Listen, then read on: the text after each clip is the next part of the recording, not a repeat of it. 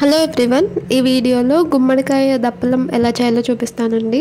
దీనికోసం ఈ కూర వండుకునే గుమ్మడికాయని మనం కత్తిపీటతో కట్ చేస్తే అంత త్వరగా కట్ అవుదండి. సో కింద మనం నేలపైన పగలగొట్టిన తర్వాత కట్ చేస్తే ఈజీగా కట్ అవుతుంది.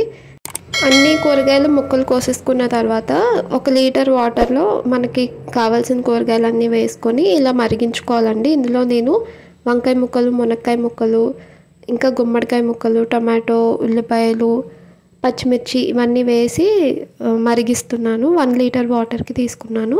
సో మీ దగ్గర ఉన్న కూరగాయల ముక్కల క్వాంటిటీని బట్టి మీరు తీసుకోవచ్చు. ముందుగా గిన్నెలో 1 లీటర్ వాటర్ తీసుకుని అందులోనే సాల్ట్, కొంచెం పసుపు, ఈ కూరగాయల ముక్కలన్నీ వేసి ఇలా ఒక పొంగు వచ్చేంత వరకు మరిగించుకోవాలండి. చిన్న నిమ్మకాయ సైజు అంత చింతపండు తీసుకొని నానబెట్టుకుని పక్కన పెట్టుకోవాలండి. సో కొంచెం కూరగాయలు ఒక 60% వరకు మరిగిన తర్వాత ఇందులో చింతపండు రసం వేసేసుకోవాలి. ఇప్పుడు కూరగాయల్ని ఇంకొంచెం సేపు మరిగించాలి, చింతపండు రసం కలిసేంత వరకు. ఇలా మరిగించుకున్న తర్వాత 1 టేబుల్ స్పూన్ ధనియాల పొడి వేసుకోవాలండి. మీకు ఇంకా కొంచెం ఫ్లేవర్గా కావాలి అనుకుంటే సాంబార్ పౌడర్ వేసుకోవచ్చు. ఈ దప్పలం కొంచెం చిక్కగా కావాలి అనుకుంటే ఇందులో 1 స్పూన్ శనగపిండిలో కొంచెం వాటర్ కలిపి వేసుకుంటే మీకు చిక్కగా అవుతుందండి.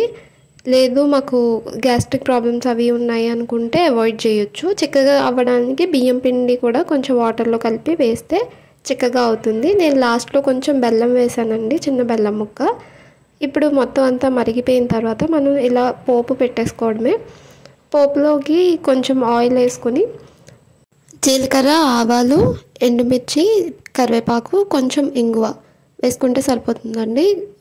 వెల్లుల్లి తినేవాళ్ళు వెల్లుల్లి కూడా వేసుకోవచ్చు, నేనైతే వేయట్లేదు.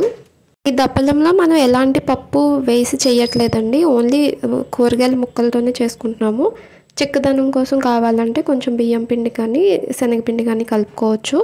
ఇంతేనండి, చాలా సింపుల్గా మనకి దప్పలం అయితే తయారైపోతుంది.